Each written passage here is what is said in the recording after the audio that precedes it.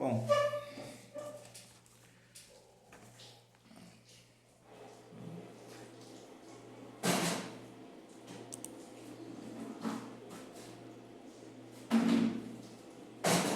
boa noite. Tudo bom, José? Tá sem o som aqui. Vou tirar o somzinho aqui se for falar alguma coisa. O Jadson já fez a oração já. E a gente já vai dar início.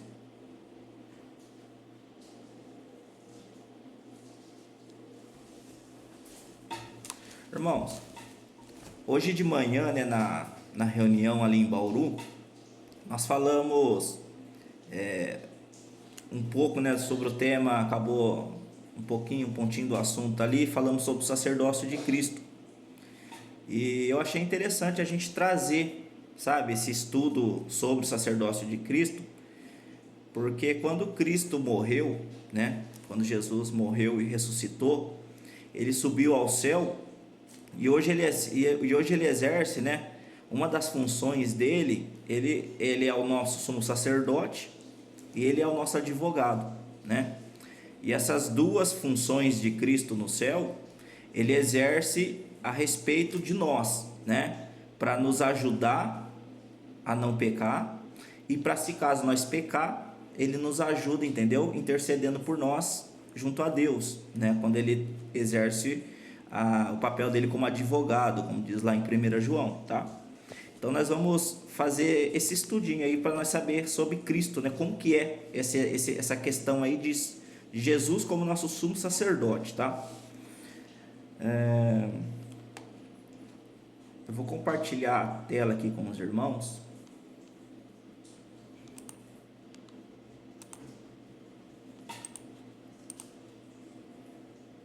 Aí os irmãos leem junto com nós. Em Hebreus capítulo 7. Qualquer coisa, irmãos, vocês, se caso sumir aqui a tela aqui, vocês me avisam, tá?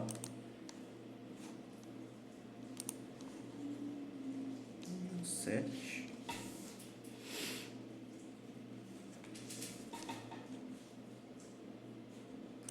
Bom, primeira coisa, irmãos, Cristo Jesus, ele é sacerdote, ele é o nosso sumo sacerdote, né? E o que é sumo sacerdote? Ali no Antigo Testamento, Deus acabou levantando, né, Arão, e depois toda a descendência dele viria os sumos sacerdotes, né? Os filhos dele seriam sacerdotes de Israel. E Deus, ele geralmente ele usa o profeta e o sumo sacerdote, né, no Antigo Testamento ali. E o profeta, ele traz o quê? Ele traz uma revelação de Deus para os homens, né? Esse é o papel do profeta. E o sumo sacerdote, ele já é ao contrário, ele leva, né, as orações dos homens para Deus, né? Então ele acaba intercedendo, ele é um intercessor entre os homens e Deus. Já Jesus Cristo, né, ele é o nosso intercessor, ele é o nosso sumo sacerdote, por isso que a palavra de Deus diz que ele é o nosso mediador entre Deus e os homens. E aqui no começo de Hebreus capítulo 7, fala assim, ó, no versículo 1, tá? Porque este Melquisedeque, que era rei de Salém, sacerdote do Deus Altíssimo, que saiu ao encontro de Abraão, quando ele regressava da matança dos reis, e o abençoou, a quem também Abraão deu o dízimo de tudo, e primeiramente por interpretação, rei de justiça, e depois também rei de Salém, que é rei de paz. Salém aqui, irmãos, era a antiga Jerusalém, tá? Sem pai, tá falando de Melquisedeque, tá, irmãos? Sem pai, sem mãe, sem genealogia, não tendo princípio de dias nem fim de vida, mas sendo feito semelhante ao Filho de Deus, permanece sacerdote para sempre. Então aqui, irmãos, Melquisedeque foi um rei, né, dessa cidade de Jerusalém, chamado também um rei de paz, né? ele aparece ali para Abraão, e Abraão dá o dízimo para Melquisedeque, né? Ele devolve o dízimo para Melquisedeque. E depois ele no versículo 3, ele fala que esse Melquisedeque, ele era sem pai, sem mãe, sem genealogia, não tendo princípio de dias, nem fim de vida, mas sendo feito semelhante ao Filho de Deus, permanece sacerdote para sempre, tá? Alguns irmãos falam que esse Melquisedeque aqui era uma aparição de Jesus, né? Então, no caso ali, seria uma aparição de Jesus no Antigo Testamento na forma de Melquisedeque. Da mesma maneira, quando Jesus apareceu como anjo do Senhor algumas vezes no Antigo Testamento, então eles colocam aqui que Melquisedeque seria uma aparição de Jesus. Eu acredito que não, viu, irmãos? Eu acredito que Melquisedeque foi um homem mesmo, normal, um homem carnal como nós, que viveu e depois morreu. Aqui na hora que ele fala tendo princípio de dias, não tendo, né, princípio de dias nem fim de vida, é que não se tem nada a respeito de Melquisedeque, né? A gente não tem nenhum, vamos dizer assim, nenhum escrito, nenhuma achado arqueológico, vamos dizer assim, sobre a vida de Melquisedeque, entendeu? Então a gente não sabe qual que é a origem desse homem. Então por isso que fala, né, sem pai, sem mãe, sem genealogia, não tendo princípio de dias nem fim de vida, mas sendo feitos semelhantes ao Filho de Deus, permanece sacerdote para sempre. Considerai, pois, quão grande era este, a quem até o patriarca Abraão deu os dízimos dos despojos, né? De tudo aquilo que ele conseguiu lá naquela guerra, ele deu o dízimo para Melquisedeque.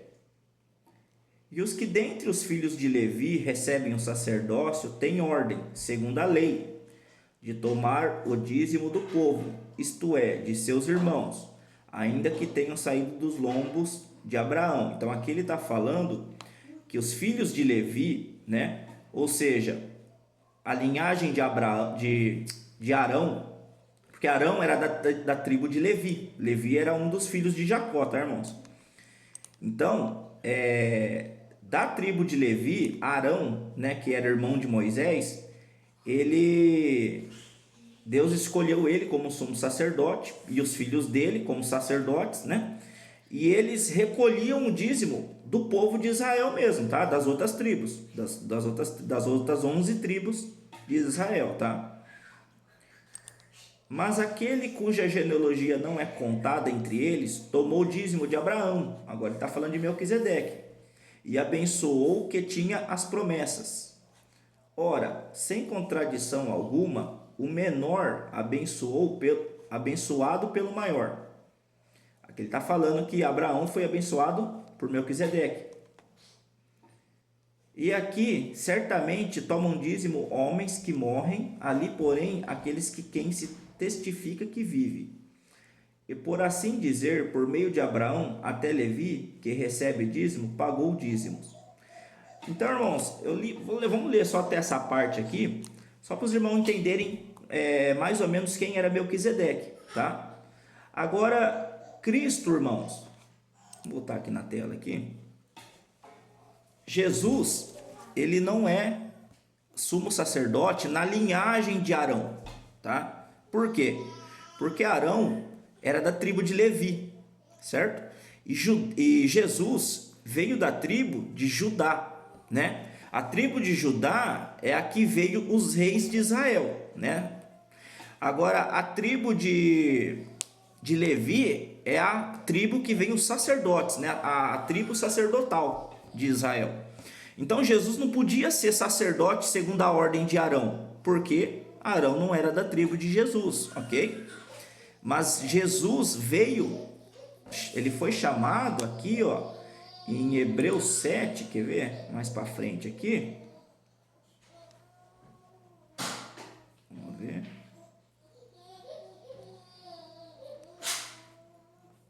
Aqui, ó, no 21, ó. Mas este com juramento, por aquele que ele disse, jurou o Senhor. Espera aí, deixa eu só aceitar aqui. Tudo bem, irmão Adão?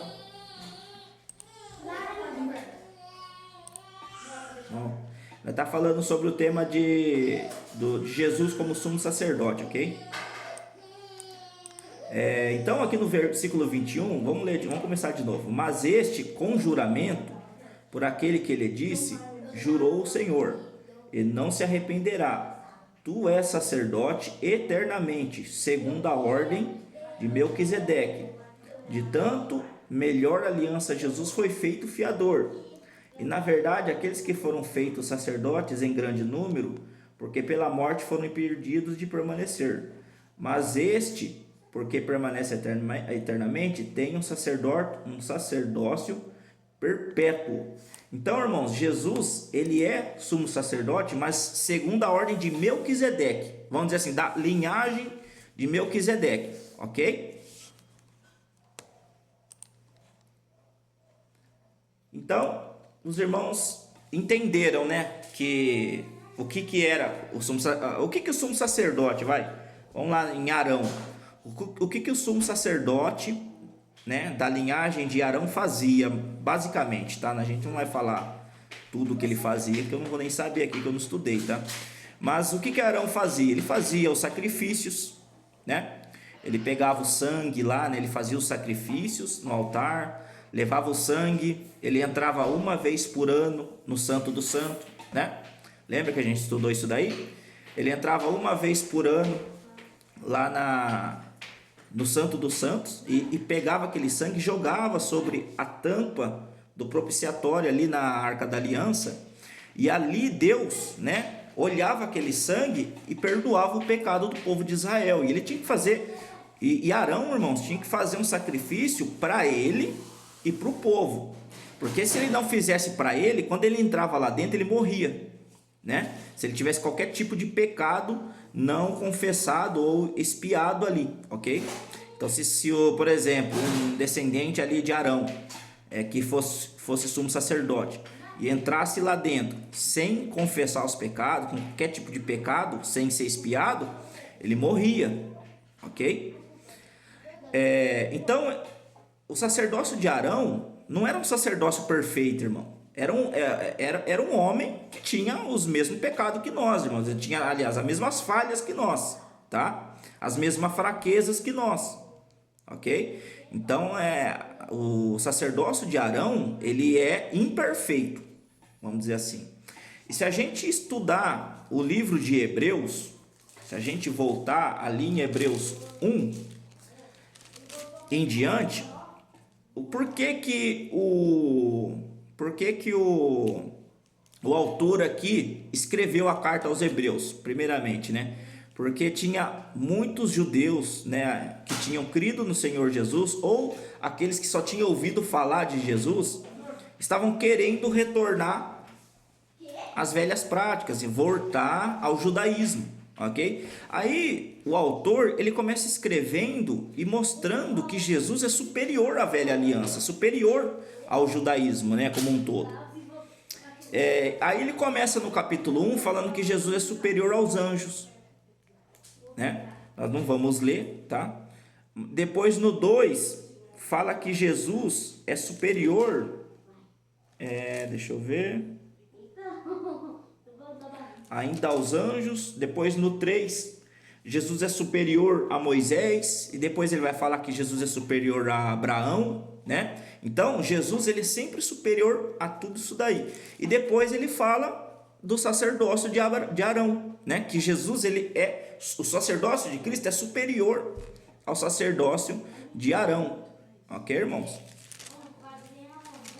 Então, ali, né, voltando a falar sobre o sumo sacerdote, ele fazia a expiação do povo, entendeu? Levava as orações do povo também diante de Deus. Então, esse daí era um dos papéis, tá, do sacerdócio de Arão, ok? Ele que cuidava da casa do Senhor, né, do tabernáculo.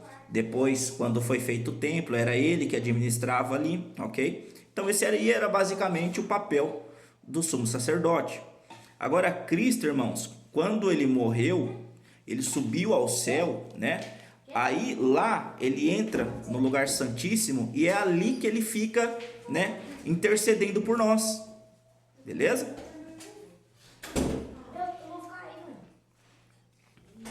Agora vamos tentar entender mais ou menos aí o papel de Cristo, né, para com nós. Aí depois vamos continuar aqui no versículo 25, no Hebreus 7. Portanto, pode também salvar perfeitamente os que por ele se achegam a Deus, vivendo para sempre para interceder por eles. Então Cristo está intercedendo por quem, irmãos? Intercedendo por nós, ok?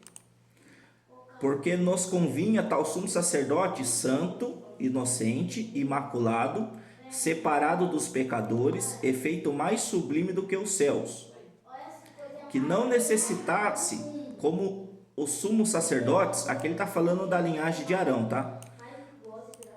Que não necessitasse, como os sumos sacerdotes, de oferecer cada dia sacrifício, primeiramente por seus próprios pecados. Lembra que ele tinha que fazer uma expiação, um sacrifício pelo pecado dele mesmo, e depois pelos do povo, porque isto fez ele uma vez, oferecendo-se a si mesmo. Então Jesus, irmãos, ele fez a expiação pelos nossos pecados, tá?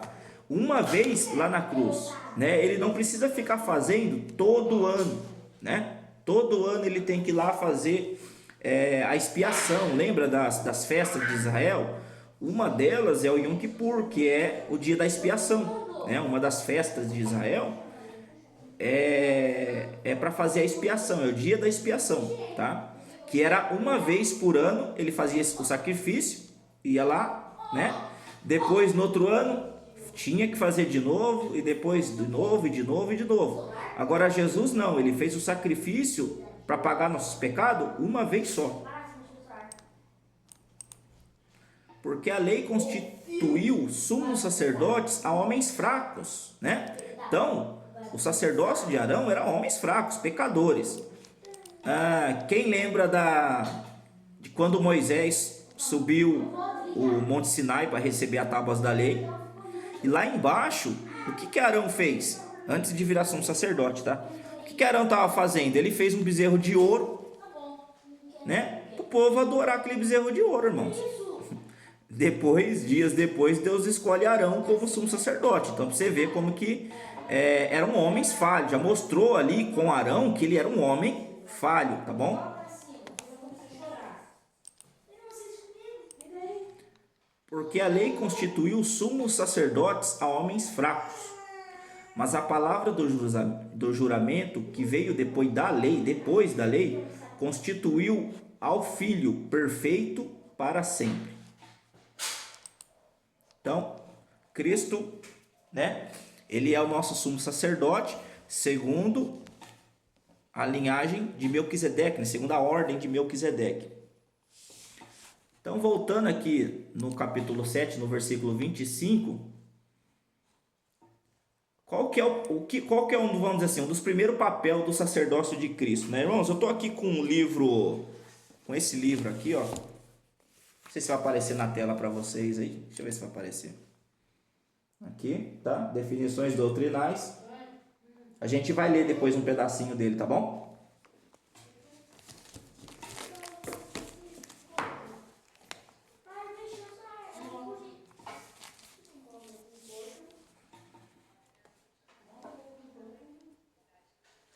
Então, aqui no primeiro tópico, aqui, o Bruce Anstey, ele coloca: seu sacerdócio é para guardar o crente de cair. Vamos lá ler lá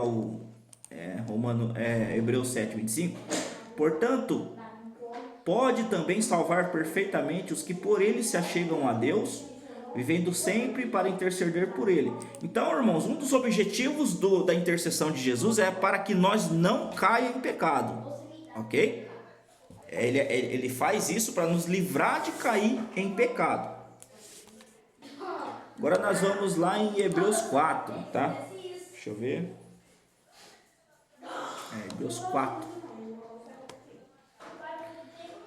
Versículo 14. Visto que temos um grande sumo sacerdote, Jesus, Filho de Deus, que penetrou nos céus, ou seja, ele subiu aos céus, né? Voltou para o lugar de origem dele. Retenhamos firmemente nossa confissão. retenhamos firmemente a nossa confissão. Irmãos, isso daqui sabe o que é isso daí? É não ficar em cima do muro, tá? É não ficar em cima do muro. É você ser firme no que você acredita, no que você crê, tá bom? Então a gente não pode ficar em cima do muro, porque era isso que estava acontecendo com os hebreus. Eles estavam vacilantes, né? Querendo voltar ao judaísmo. Agora, o autor aqui de Hebreus, ele fala, ó, aqui, retenhamos firmemente a nossa confissão. Tem que ser firme, irmão. A gente tem que ser firme na nossa fé, tá? A gente não pode ser fraco na nossa fé.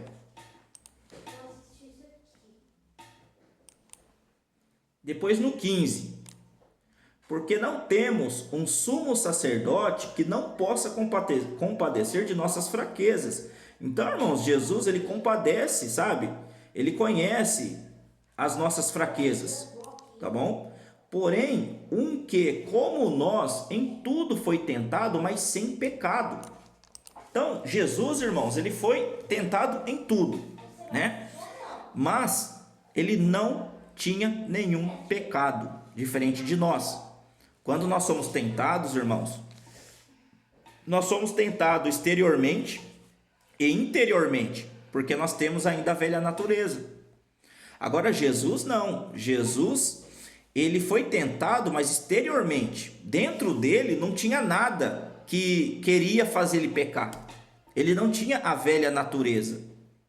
Entendeu? Tanto que Jesus, ele nasceu, como foi concebido pelo Espírito Santo, por isso mesmo, né? Para não vir com essa semente do pecado que originou ali através de Adão, ok?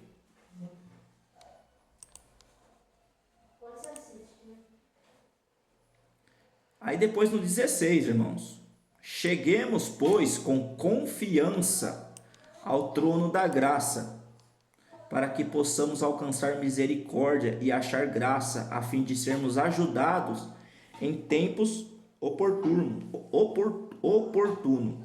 Então, irmãos, vamos ler de novo aqui. Cheguemos, pois, com confiança ao trono da graça. Primeira coisa, irmãos, a gente não pode entrar em oração, se ajoelhar para orar ou buscar Deus em oração sem confiar nele, tá? Então, se você está sentindo, se você está vendo que você está sendo tentado, que você tem fraquezas, que você tem falhas, como todo mundo tem, se você vai em oração pedir ajuda a Deus, você tem que confiar, irmãos, nele, de que Deus pode te ajudar nessas fraquezas suas aí, ok?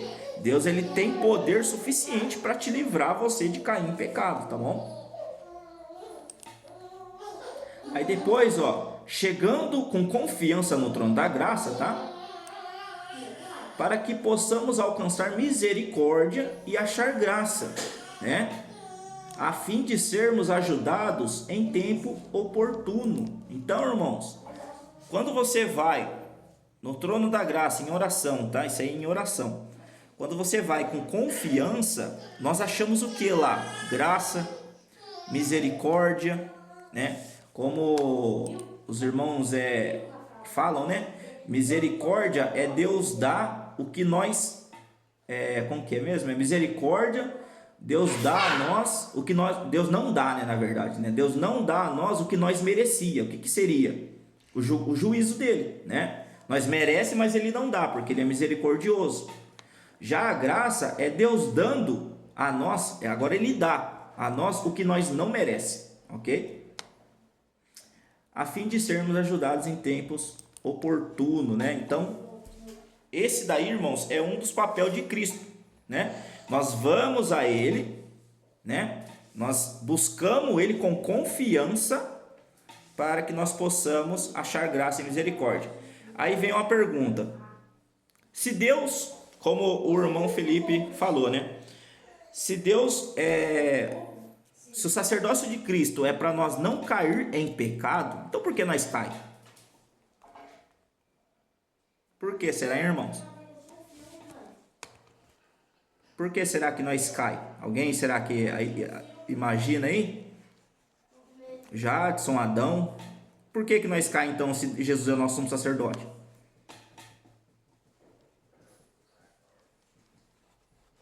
Ninguém?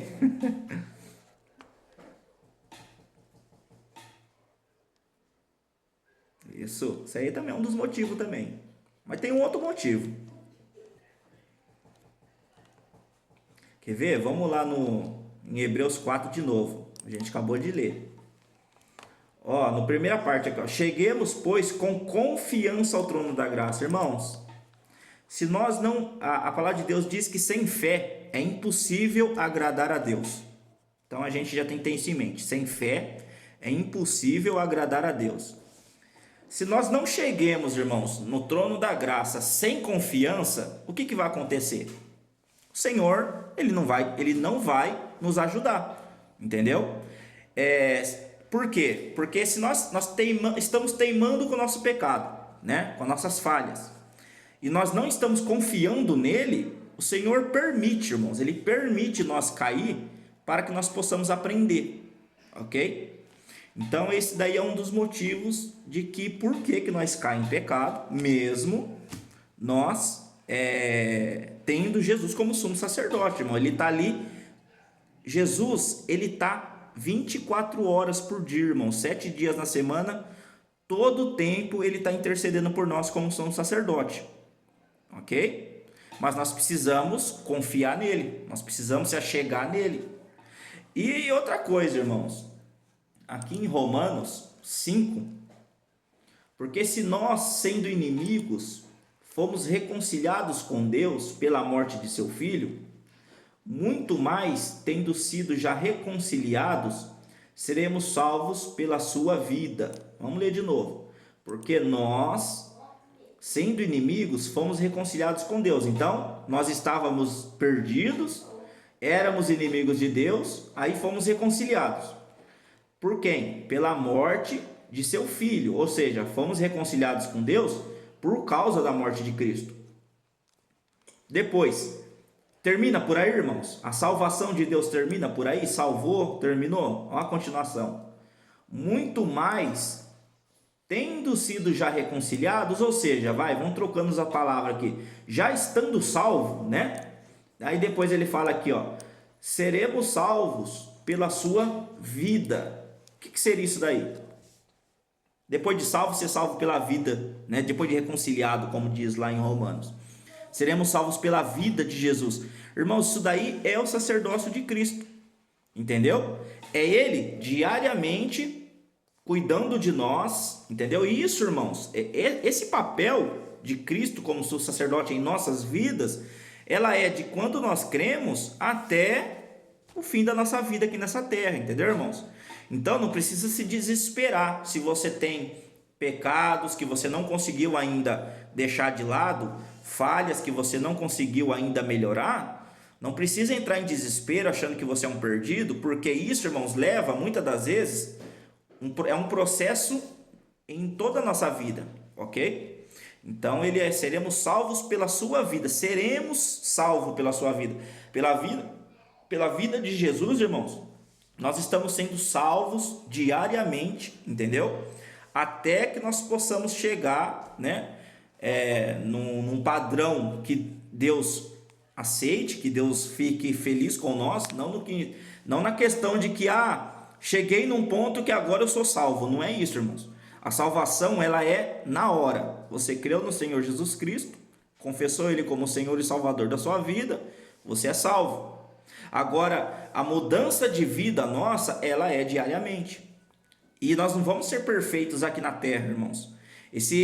O ápice dessa perfeição, nós vai chegar lá só no céu, tá? No dia do arrebatamento da igreja, e nós tivermos nossos corpos transformados, aí sim, tá? Nós iremos chegar na perfeição completa. Por quê? Porque ali nós seremos igual a Cristo, como diz lá em Tessalonicenses, ok?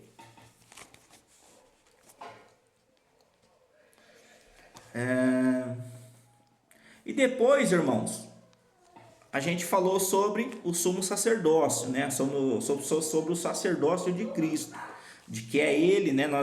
Ele intercede por nós, que nós podemos chegar no trono da graça, né? Com confiança, para que nós possamos ser ajudados por Ele, né? Para que Ele nos ajude a não cair em pecado. Agora, se caiu em pecado, o que que faz? Se caiu em pecado, irmãos, aí Jesus ele exerce outra função dele, que é como advogado, tá? 1 João aqui, ó. Então, caiu em pecado, o que que acontece? Detalhe. O sumo sacerdócio, ele acontece a partir... Jesus ele sempre está intercedendo por nós, irmão. Mas nós buscamos a ele, né? Nós vamos a ele para ser ajudado, né? Ele não fala lá? Se achega ao trono da graça com confiança. Agora, como advogado, assim que você peca, irmão, já começa o trabalho de Cristo como advogado, entendeu? Não começa quando você vai buscar ele. O papel de Cristo como advogado para com nós já começa, assim que você pecou, ele já começa a exercer a função dele para com nós como advogado. A gente sabe que Satanás, ele vai na presença de Deus acusar nós, a gente sabe disso, a gente lê, já tem Jó, né? Lá Jó querendo falar contra, o diabo fala contra Jó, e também tem lá em Apocalipse 12, né? Que fala que o diabo, ele é o acusador de nossos irmãos, né? Um anjo falando, né, que o diabo é acusador dos nossos irmãos. Ou seja, ele é acusador de nós, ele nos acusa dia e noite perante Deus, ok? Então, ali, assim que você peca, irmão, você pode ter certeza que o diabo vai estar te acusando, tá? E Jesus já começa a exercer a função dele como advogado a partir de que você caiu, a partir da queda, tá bom?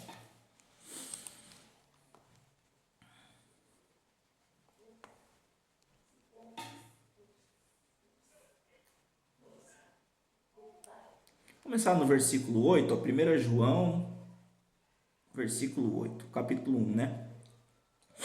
Se dissermos que não temos pecado, enganamo-nos a nós mesmos, e não há verdade em nós. Se confessarmos os nossos pecados, ele é fiel e justo para nos perdoar os pecados e nos purificar de toda a injustiça. Se dissermos que não pecamos, fazemo-lo mentiroso, e a sua palavra não está em nós, tá? Então, irmãos, aqui no 9, aqui ele fala, né? Se confessarmos os nossos pecados, ele é fiel e justo para nos perdoar o pecado e nos purificar de toda a injustiça. Eu sempre gosto de pontuar isso sobre essa passagem. Ali ele fala que Deus perdoa nossos pecados quando nós confessamos, né?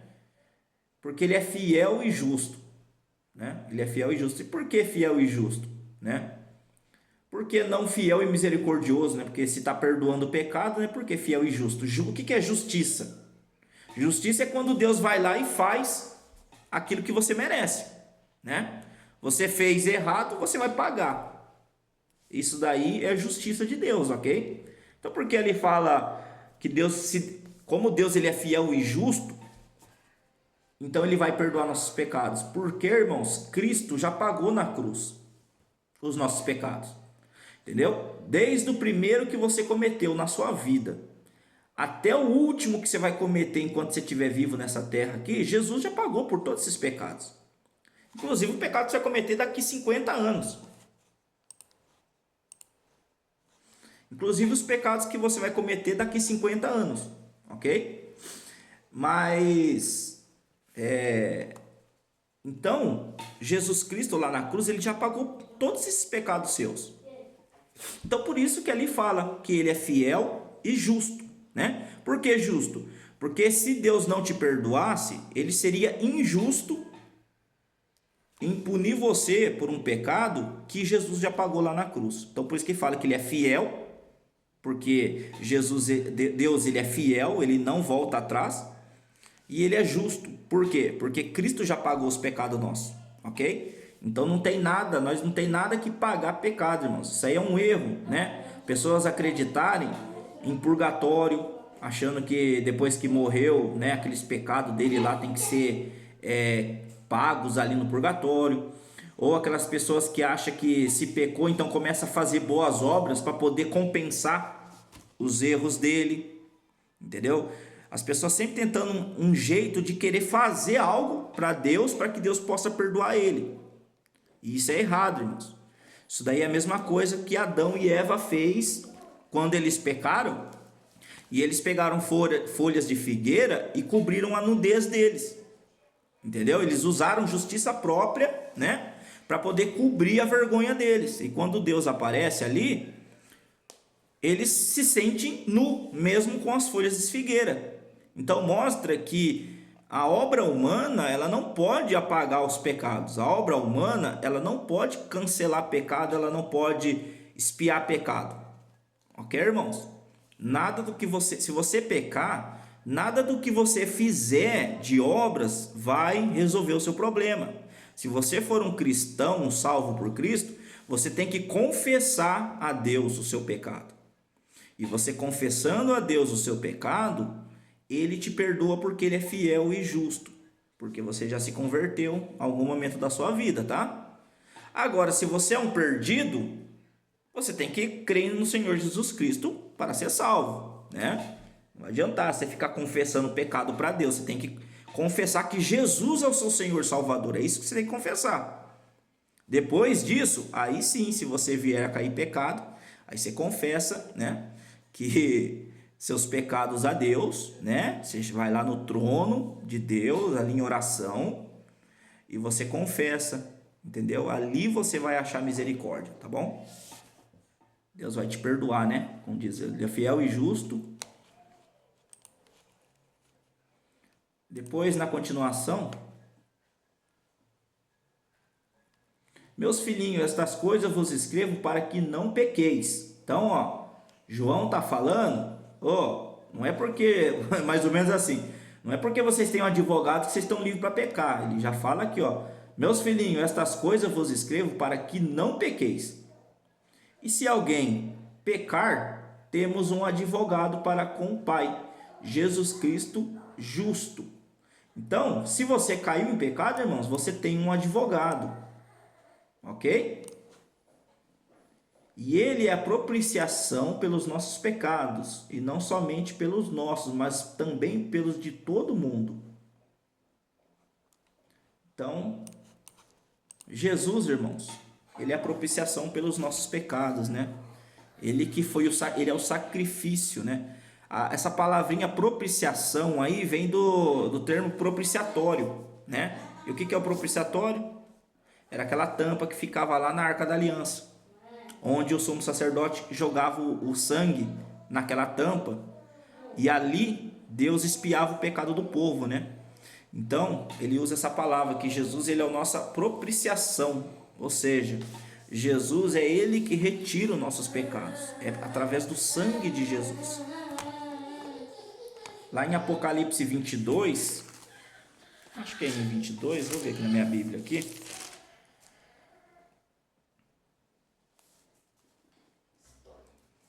Deixa eu ver. Em Apocalipse 22, no versículo 14, fala assim: bem-aventurados aqueles que lavam as suas vestiduras no sangue do Cordeiro, para que tenham direito à árvore da vida e possam entrar na cidade pelas portas. Então, aqueles que lavam as suas vestiduras no sangue de Jesus, no sangue do Cordeiro. Jesus é o Cordeiro de Deus que tira o pecado do mundo, irmãos. Ok?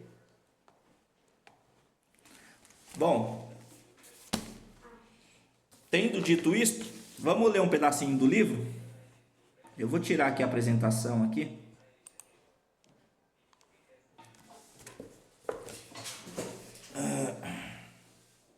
O livro aqui, né? Definições doutrinais. Eu vou ler a página 291, tá? É um gráfico aqui, uma comparação, aliás, né? Sobre o sacerdócio de Cristo e o papel de advogado de Jesus, né? A advocacia dele. Então nós vamos fazer uma comparação aqui, tá bom, irmãos? Vou ler aqui. Jesus como sumo sacerdote. Tópico 1. Seu sacerdócio é para guardar o crente de cair. Então, Jesus, o sacerdócio de Cristo, é para que nós não caia em pecado. A finalidade do sacerdócio de Cristo é para isso. E a advocacia de Cristo? Sua advocacia é para restaurar o crente se ele falhar. Entendeu?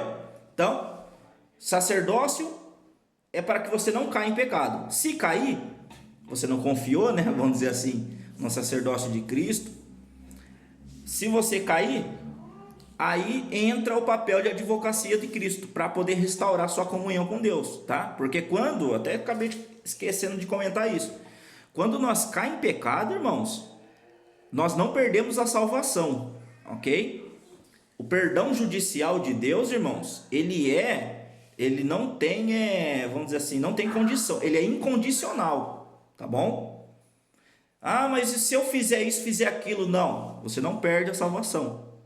Mas o que nós perdemos? Nós perdemos a comunhão com Deus, ok? Então, ó, a salvação, ela é uma linha que não tem, ela não é interrompida, essa linha, entendeu? Da salvação, porque ela depende de Cristo apenas, irmãos, não depende de nós. Agora, a comunhão, ela depende de nós. Então, se você peca, você acaba rompendo ela, ok? Então, se você acabou pecando, o papel de Cristo como advogado é para restaurar você, ok? Todos nós. 2. Seu sacerdócio é para um tempo de necessidade, nossas tentações e debilidades. Sua advocacia é para um tempo de queda e pecado. 3. Sua intercessão como um sacerdote é para que nós comportemos bem, né? O sacerdócio de Cristo para que nós fazemos a vontade de Deus. 3. Sua intercessão como um advogado começa quando o crente não se comporta bem, né? Então, você não se comportou, fez coisa errada, começa o papel de Cristo como advogado. 4. Ele é um sacerdote para com Deus, né? Depois, advocacia. Ele é um advogado com o Pai.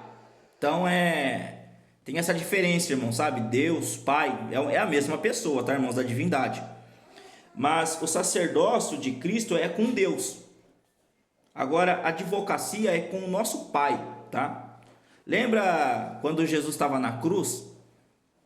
E Jesus sempre se relacionou com Deus chamando de Pai, né? A gente pode ler todas as vezes ali no Antigo Testamento, Jesus conversando com Deus, mas chamando ele sempre de Pai.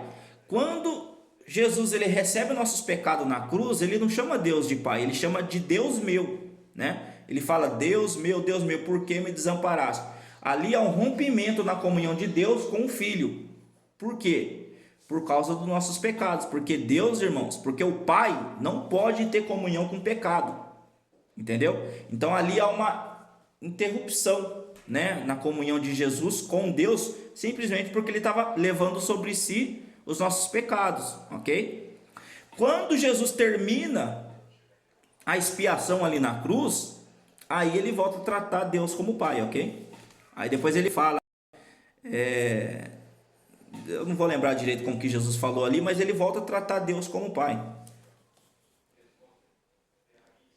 Se o pecado entra na vida do crente, seu relacionamento com Deus ainda é como Pai. Entendeu, irmãos? Então, por exemplo, você pecou, você é um salvo por Cristo, Deus continua sendo seu Pai do mesmo jeito, irmãos. Entendeu? É a mesma coisa dos seus filhos. Ó, eu tenho um filho, o Jadson tem, o Adão tem, né? Não sei se a irmã Sueli tem.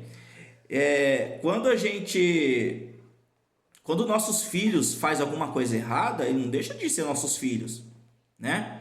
Você coloca ele de castigo lá, você não vai falar assim, agora eu não sou mais seu pai. Não é assim. Você continua sendo o pai dele do mesmo jeito, você continua amando ele do mesmo jeito.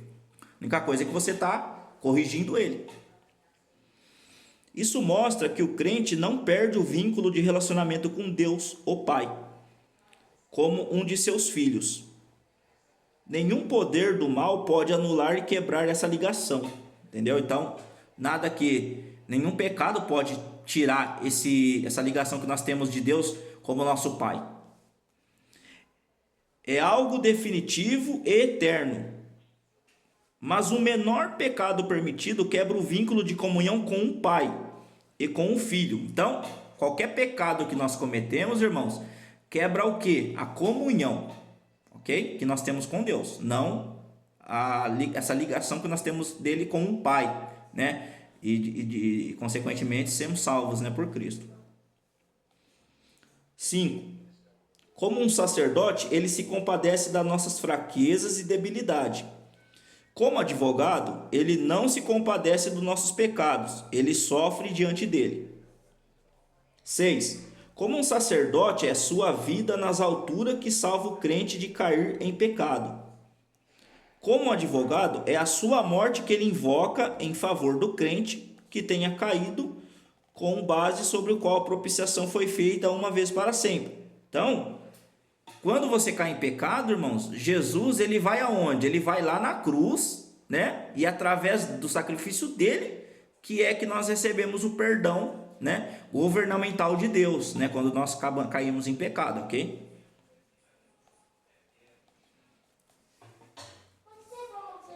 Sete, em conexão com seu sacerdócio, seu serviço é chamado misericordioso e fiel. Então, ó, o sacerdócio de Cristo, lá em Hebreus 2,17, deixa eu abrir aqui. Hebreus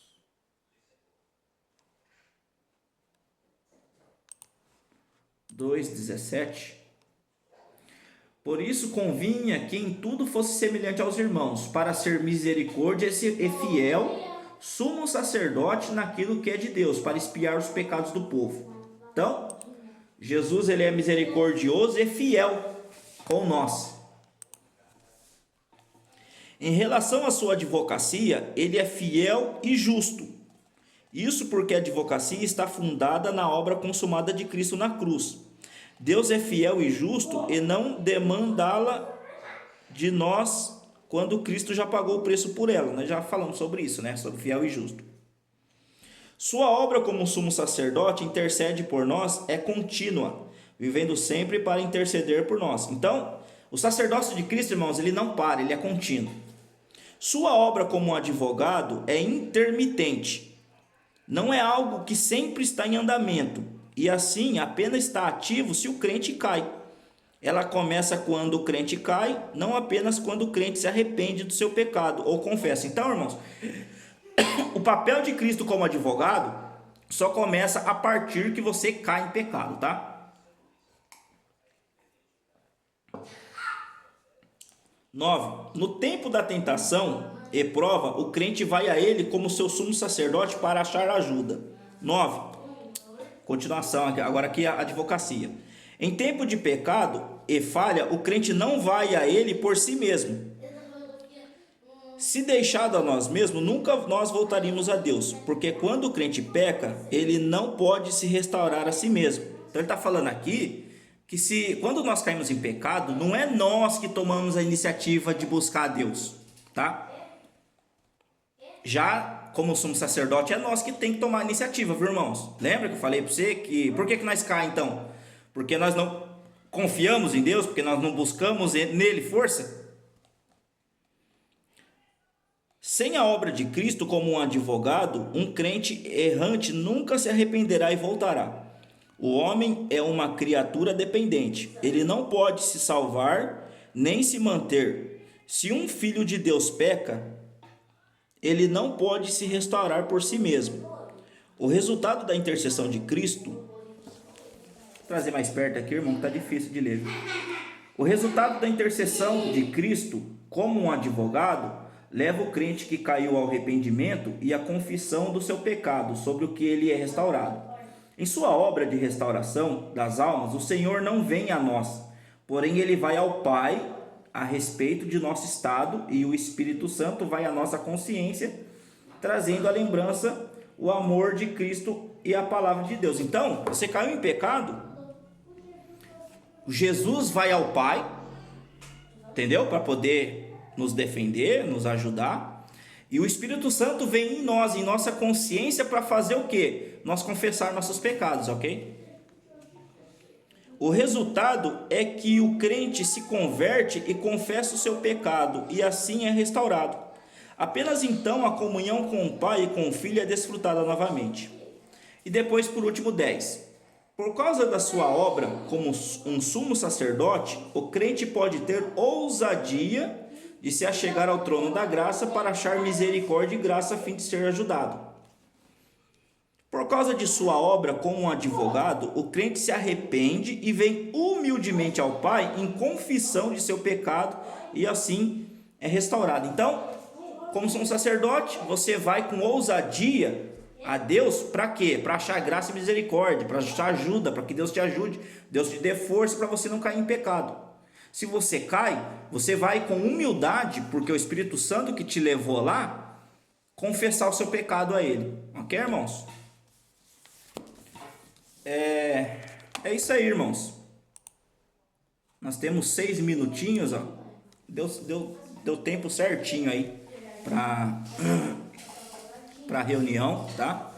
Espero que ajude, tá, os irmãos aí entender, irmãos, que nós não estamos sozinhos nas nossas fraquezas, nas nossas falhas, com os nossos pecados, ok? Muitas das vezes, irmãos, nós começamos a olhar para nós e ver que em nós tanta falha, tanto pecado, que nós acabamos achando que nós estamos por conta própria, tá? O diabo, irmãos, ele quer que nós acredite nisso. Ele quer que nós acredite que nós estamos por nossa conta própria aqui nessa terra, que Deus salvou você, mas você está por sua conta aí, tá? E as coisas não é assim não, irmãos. Nós temos um sumo sacerdote para nós buscar nele força, né? Como diz lá em Hebreus, ele sofreu tudo, ele também sofreu as tentações, irmãos, mas ele não tinha pecado, ele é um pecado à parte, né?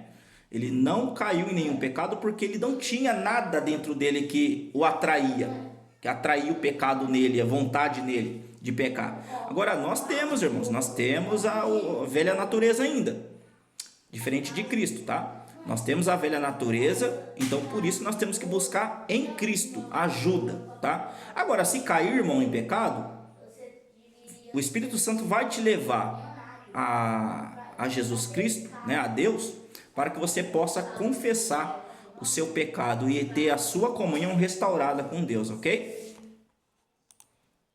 Adão, você faz a oração para nós aí, para nós terminar?